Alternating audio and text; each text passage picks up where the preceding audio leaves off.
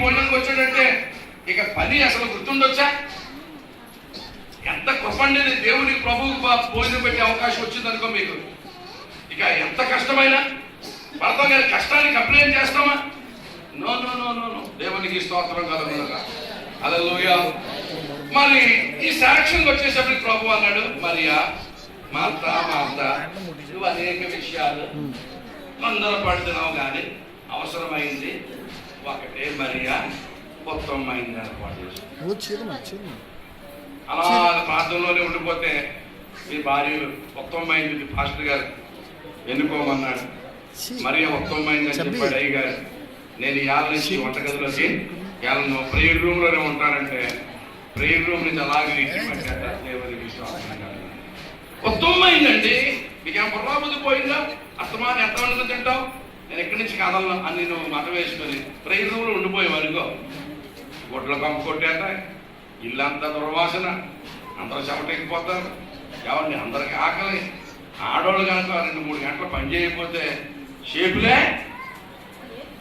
దేవుని పెట్టారు. మన దేవుడు అంతా గుర్తించలేదా? నాకు అతిపచ్చిన దేవుడికి సంగతులని తెలియదా? సంసారం అంటే ఎంత కష్టమో, ఒక ఇంట్లో పని ఎంత ప్రాముఖ్యమో, ఇద్దరు అక్క చెల్లెలు పని పంచుకోవద్దా? యేసు ప్రభు ఏమి గుర్తుపట్టకుండా ఏమన్నాడైనా, మరి మొత్తం మంది ఏర్పాటు చేసి నువ్వు నోరు మూసుకుగా అమ్మాని. ఓ ఎంత పని చేసిందా అని తుష్మనిపించేస్తే ఎంత బాధ అండి. అలాగే ఎప్పుడన్నా భర్తలకి నేను సోమా, నువ్వు ప్రాంతంలో ఉండిపోయినప్పుడు మీ ఆవిడ వచ్చేది అందుకో, నేను ఉత్తమమైంది ఏర్పాటు చేస్తున్నాను, ఆ ఉత్తమమైంది అక్కడే కూకో, నేను వస్తుందేమో చెప్తాను. Lunch no lunch. What does God want to teach us? ఇంకో ప్రశ్న వేస్తాను. ఇంకో ప్రశ్న, పని చేయడం కష్టమా, ప్రార్థన చేయడం కష్టమా? ఇంకో ప్రశ్న వేస్తాను, యుద్ధం చేయడం కష్టమా, యుద్ధం చేసినోడు అలసిపోయాడా, ప్రార్థన చేసినోడు అలసిపోయాడా? What is more? Is it tiresome to sing and worship, or is it tiresome to play and fight? Fighting కష్టమా, వెయిటింగ్ కష్టమా? దేనికి మాట్లాడు, మీ ఉద్దేశం ఏంటి? ఏదో చెప్పండి. సిస్టర్ ఒక 4 గంటలు ఎక్కడే ఉండు, నేను ఇంటికి వెళ్ళి వంటకి వస్తారా, 4 hours తర్వాత వస్తారు, ఇక్కడ ప్రార్థన చేసుకుంటూ ఉండంటే 4 గంటలు ప్రార్థన చేయడం కష్టమా, వెళ్ళి అన్నవాడికి రావడం కష్టమా?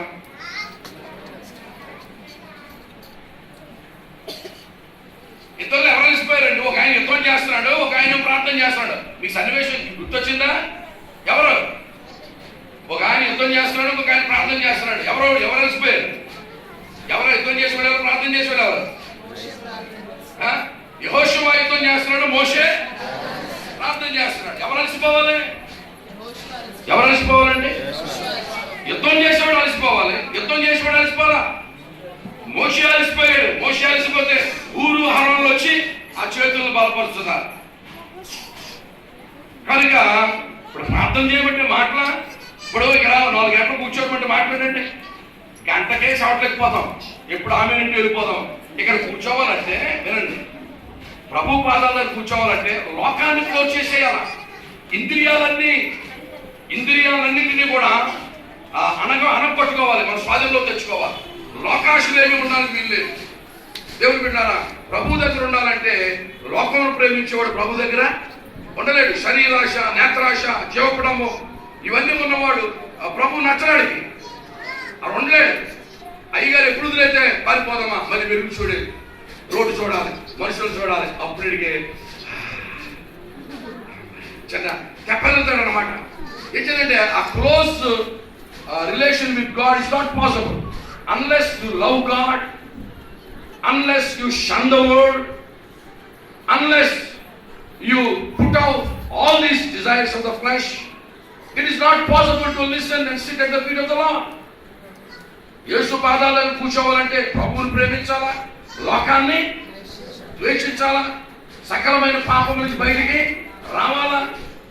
ప్రభువుని వ్యక్తిగతంగా ప్రేమిస్తేనే ప్రభు పాదాలను కూర్చుని వినగలం. Every Tom, Dick and Harry just can't come and sit at the feet of the Lord and enjoy His presence. It's not possible. So దేవుని బిడ్డలారా, పని చేయడం కంటే ప్రార్థన చేయడం. కానీ ఇప్పుడు మనం ఎవరిలా ఉండాలి? మరియమ్మలా ఉండాలా, మార్తమ్మలా ఉండాలా?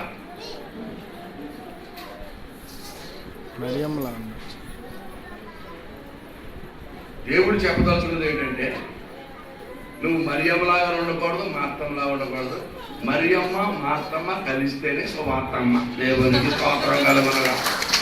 What God wants to teach you in this particular thing is, you cannot, నువ్వు పని చేసుకుంటూనే ఉండిపోకూడదు. అలాగే చెప్పి ప్రార్థన చేసుకుంటూనే ఉండిపోకూడదు. ఈ రెండు నువ్వేం చేయాలా? బ్యాలెన్స్ చేయాలి. దేవునికి స్తోత్రం కలుగునుగా. మార్తమ్మ సేవకు సాదృశ్యము, మరియమ్మ ప్రార్థనకు సాదృశ్యం. Communion with God, fellowship with God, interceding at the feet of the lord.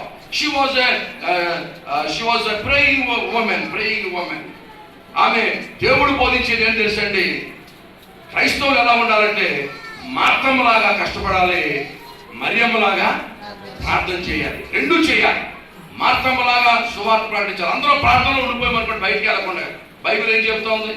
ఒకడు పంపబడని ఎడలా వాడు ఎలాగూ వెళ్ళును, వాడు వెళ్ళని ఎడలా వాడు ఎలాగూ ప్రకటించను, ఒకడు ప్రకటించని ఎడలా అవతల వాడు ఎలాగూ వినును, వాడు వినని ఎడలా వాడికి ఎలాగూ విశ్వాసం కలుగును, వాడికి విశ్వాసము కలిగిన ఎడలా వాడు ఎలాగూ ప్రార్థించను, వాడు ప్రార్థించని ఎడలా ఎలాగూ రక్షణ పొందును.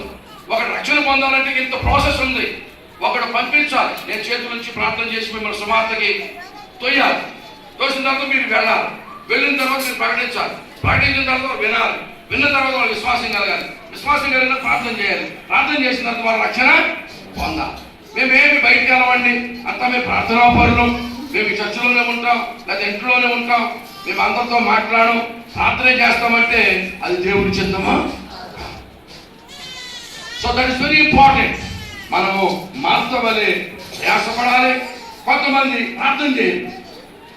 ఏక సువార్త సరి అయిన ప్రార్థన కానీ, దేవునితో సహవాసం కానీ ఎవరు సరిగా చేయకుండా మనం సువార్త చేస్తే సువార్త ఫలించదు సరికదా, ఆ దెయ్యాలు వచ్చి నీ మీదకి అటాక్ అయిపోవాలి. కనుక ఇది బ్యాలెన్స్ చేసుకోవాలి. మరియమ్మని మనం ఏం చేయాలండి? అప్పుడు మనం మరియమ్మ పార్టీ, మార్తమ్మ పార్టీ, సువార్తం పార్టీ. దేవునికి స్తోత్రం చెప్పండి. Hallelujah. Many people think that Mariya ఉత్తమమైందని ఏర్పాటు చేసుకుంది. అంటే సాధారణంగా మనం ఏమనుకుంటామంటే యేసు ప్రభువు మరియమ్మని పొగుడుతున్నాడు, కానీ ఈ పనులన్నీ వేస్తూ ఎక్కడంటే ఎక్కడ సమరయేశ్వరి కొండను విడిచిపెట్టి ఎడగిపోయింది. అపొస్తలుడు పౌలు అంటున్నాడు నూతన బంధంలో, పని చేయని వాడు భోజనమునకు పని చేయని అసలు భోజనమే. బ్యాలెన్స్ చేయండి పిల్లలు. Balancing theology. ఓటింగ్ బాగుంది. మొత్తం మీద ఓటింగ్ లో మనం దెబ్బతినేసాం. మనం మరియమ్మకి వేసిన డేంజరే, మార్తమ్మకి వేసిన డేంజరే. మరియమ్మ మార్తమ్మ కలిపితేనే క్రైస్తవుడు. దేవుని చెప్పడం కూడా దేవుని కనపరచండి. ఇంకో ఓటింగ్ పెడతాను, దాని పైనే ఉంటది. ఆ రెండు దాంట్లో దేవుడు చెప్తున్నాడు చూడండి. ఆ పైన ముగించేస్తున్నాడు. ఒక వ్యక్తి యెరూషలేము నుండి యెరికోకి వెళ్తున్నాడు. అర్థమవుతుందా? యెరూషలేము నుండి యెరికోకి వెళ్తున్నాడు. త్రోవలో ఎవరు చేతుల్లో పడ్డాడు? దొంగలు చేతిలో పడితే ఏం చేస్తారు? దొంగలు మెడ మీద పడి ముద్దు పెట్టుకుంటారా? చెత్త కొట్టి చెవులు మూసేసి పట్టణ డబ్బులన్నీ పట్టుకుపోయారు. చెత్త కొట్టేసి ప్రాణాలతో పడగొట్టి పడేసేది. కరెక్ట్ గా చర్చికి వెళ్తున్న వాళ్ళు వచ్చారు. యాజకుడు వెళ్తున్నాడు చర్చికి. యాజకుడు చూశాడు పరప్రాణాలతో పడుకున్నామండి. ఏమి పట్టించుకోకుండా చర్చికి టైం అయిపోతుందని దేవుణ్ణి ఆరాధించిన ప్రాముఖ్యం అని చెప్పి వెళ్ళిపోయాడు. ఆ వెనకాల ఎవరు వచ్చారండి? లేవీయుడు వచ్చాడు. లేవీయుడు కూడా చర్చికే వెళ్తున్నాడు. లేట్కి వస్తే పాస్టర్ గారు తిడతారని చెప్పి చర్చి ప్రాముఖ్యం అని చెప్పి లేవీయుడు వెళ్ళిపోయాడు. తర్వాత ఎవరు వచ్చారండి? ఒక సమరయుడు వచ్చాడు. సమరయుడు వచ్చి కుర్రాడు చూసి జాలిపడి అతను ప్రయాణం ఆపుకొని, ఏమండి గాడిద మేచి దిగి ఆ యొక్క ద్రాక్షారసం పోసి అతను కట్టులు కట్టి అతను తీసుకుని హాస్పిటల్లో జాయిన్ చేసి కొంత అడ్వాన్స్ ఇచ్చి ఇంకెంతకంటే బిల్లు ఎక్కువైతే రిటర్న్లో నేను మీకు కడతానని చెప్పాడు. ఈ నలుగురిలో ధర్మశాస్త్రోపదేశకుడు ఉన్నాడు, యాజకుడు ఉన్నాడు, లేవీయుడు ఉన్నాడు, సమరయుడు ఒకడు ఉన్నాడు. ఈ నలుగురిలో ఎవరు పరలోక రాజ్యం వెళ్తారు? సమరయుడు చాలా సహాయం చేసి